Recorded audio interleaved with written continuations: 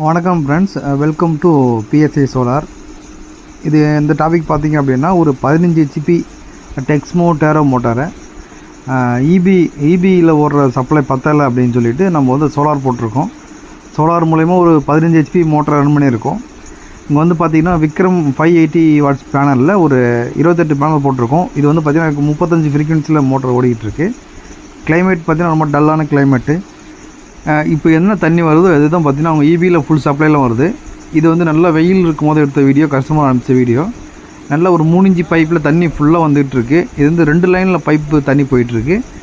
இந்த மாதிரி உங்களுக்கு சோலார் செட்டப் போனால் எங்களை கான்டாக்ட் பண்ணுங்கள். நம்ம வந்து பார்த்திங்கன்னா இபி மோட்டார் 1 ஹெச்பிலேருந்து 20 ஹெச்பி வரையும் நம்ம இபி மோட்டர் வச்சுருந்தாலுமே நம்ம சோலாராக மாற்றி கொடுக்குறோம். இல்லைனா நம்ம புது மோட்டரும் போட்டு கொடுக்குறோம்.